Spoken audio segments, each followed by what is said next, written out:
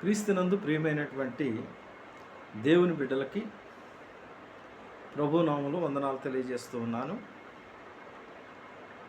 మరి మొన్నటి దినమున సుప్రీంకోర్టు ఇచ్చినటువంటి తీర్పు వలన చాలామంది దళిత క్రైస్తవులు చాలా నిరుత్సాహం చెంది ఉన్నారు.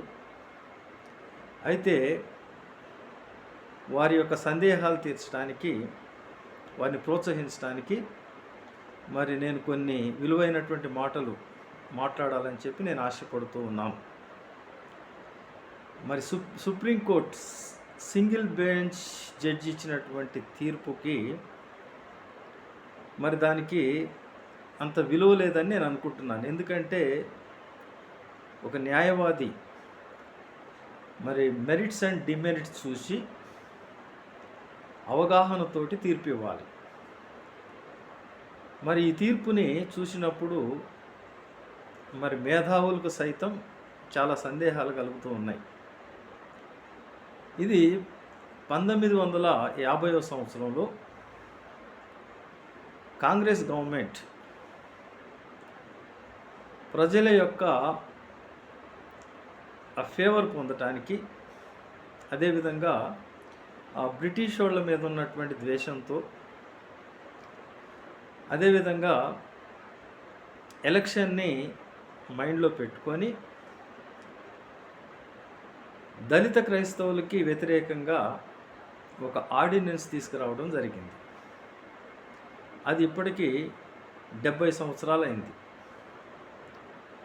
మరి పార్లమెంట్లో దాని గురించి చర్చ జరగలేదు.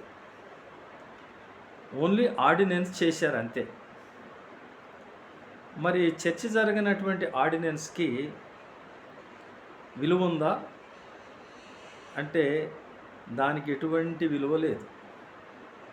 అదే చర్చ జరిగి ఉంటే ఖచ్చితంగా దానికి విలువ ఉండేది. మరి 1950లో ఇచ్చినటువంటి ఆర్డినెన్స్ని బేస్గా చేసుకొని సింగిల్ జడ్జి ధర్మాసనం ఈ తీర్పు ఇచ్చింది. అయితే ఈ తీర్పులో మరి దళిత క్రైస్తవులకు చాలా అన్యాయం జరుగుతూ ఉన్నది. అయితే ఒకటి గమనించాలి, ఆ తీర్పులో ఇచ్చినటువంటి ఒక సందర్భం ఉన్నది. ఆ సందర్భం ఏంటంటే దోస్ హూ ప్రొఫెస్ క్రిస్టియానిటీ అని ఉన్నది. అంటే దాని యొక్క అర్థం ఏంటంటే ఎవరైతే సెల్ఫ్ డిక్లరేషన్ ఇస్తారో వారికి మాత్రమే అది వర్తిస్తుంది. సెల్ఫ్ డిక్లరేషన్ ఇవ్వని అటువంటి వ్యక్తులు ఎవరికి కూడా, ముఖ్యంగా దళిత క్రైస్తవులకి ఇది వర్తించదు. వారు యథావిధిగా వారికి ఉన్నటువంటి ఎస్సీ సదుపాయాలను వాళ్ళు పొందుకోవచ్చు. రక్షణ చట్టం కూడా వారికి వర్తిస్తుంది. అందుకని అక్కడ క్లియర్గా చెప్పాడు ఒక మాట, దోస్ హూ ప్రొఫెస్ అని చెప్పాడు. అంటే నువ్వు సెల్ఫ్ డిక్లరేషన్ ఇస్తే నీవు ఎస్సీ బెనిఫిట్స్ కోల్పోతావు. మనం సంఘాలకు వెళ్తున్నాం, ఎవరు కూడా సెల్ఫ్ డిక్లరేషన్ ఇవ్వలేదు. అయితే కొంతమంది ఇప్పుడు ఆర్ఎస్ఎస్ కానీ బీజేపీ వాళ్ళు ఏమంటున్నారంటే, మరి దళిత క్రైస్తవులు ఎవరైనా బైబిల్ పట్టుకున్నా, ఎవరన్నా ప్రార్థన చేసినా, చర్చికి పోయినా వారు బెనిఫిట్స్ కోల్పోతారు అని వాళ్ళకోళ్ళు చెప్పుకుంటూ ఓ పండగ చేసుకుంటూ ఉన్నారు. అది సత్యం కాదు.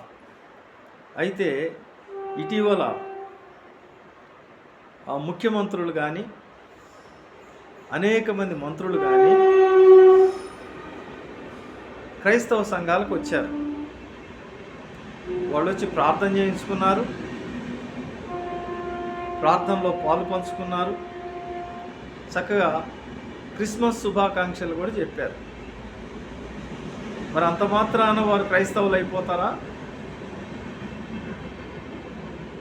తెలంగాణ ముఖ్యమంత్రి రేవంత్ రెడ్డి ఒక చర్చ్కి అటెండ్ అయ్యి ఆయన స్పీచ్ కూడా ఇవ్వటం జరిగింది. అంత మాత్రాన ఆయన క్రిస్టియన్ అయిపోతాడా? అదేవిధంగా ఆంధ్రప్రదేశ్ ముఖ్యమంత్రి చంద్రబాబు మరి కొన్ని చర్చెస్కు పోయి బైబిల్ పట్టుకొని కొన్ని మాటలు చెప్పాడు. అంత మాత్రం క్రిస్టియన్ అయిపోతాడా? ఇప్పుడు వీళ్ళు అనుకునే పద్ధతుల్ని మనం ఊహించినట్లయితే వారు ఈ విధంగా అనుకుంటూ సంతోషపడతా ఉన్నారు, ఆనందిస్తూ ఉన్నారు. కానీ ప్రియమైనటువంటి దళిత క్రైస్తవులకు నేను తెలియజేయటం ఏమనగా, నీవు సెల్ఫ్ డిక్లరేషన్ ఇవ్వనంత కాలం నీవు దళిత హక్కులను పొందటానికి నువ్వు అర్హుడవు. దాంట్లో ఏమీ నువ్వు భయపడాల్సినటువంటి అవసరం లేదు. ఎందుకంటే ఈ తీర్పు అన్యాయం కాబట్టి మరి దాన్ని నీవు దృష్టిలో పెట్టుకొని నీ భక్తి నువ్వే చేసుకో.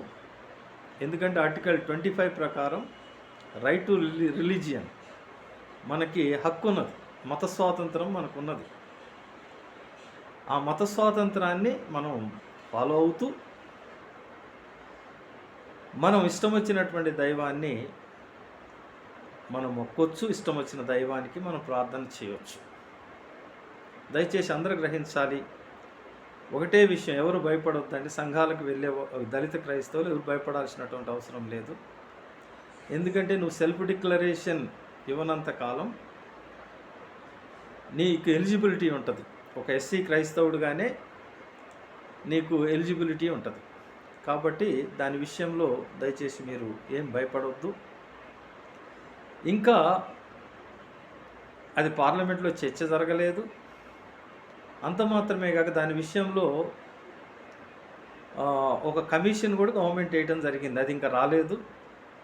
మరి రీసెంట్గా మద్రాస్ హైకోర్టు కూడా తీర్పు ఇచ్చింది. చర్చికి వెళ్ళినంత మాత్రాన, బైబిల్ పట్టుకొని నడిచినంత మాత్రాన వాళ్ళని మరి క్రైస్తవులు అని మేము చెప్పలేము అని చెప్పి మద్రాస్ హైకోర్టు కూడా తీర్పు ఇచ్చింది. కాబట్టి ఇవన్నీ దృష్టిలో పెట్టుకొని దయచేసి దళిత క్రైస్తవులు ఎవరైతే ఉన్నారో మీరు ఎటువంటి భయభ్రాంతులు కావాల్సిన అవసరం లేదు. మీ హక్కులు మీకుంటాయి. మరి అదేవిధంగా అనేకులు క్రైస్తవులు మరి క్రైస్తవేతరులు మరి ఈ విషయంలో పోరాటానికి సిద్ధంగా ఉన్నారు. కాబట్టి మీరు ధైర్యంగా ఉండాలని చెప్పి ప్రభు పేరిట మనవి చేస్తూ ఉన్నారు. Thank you very much. God bless you.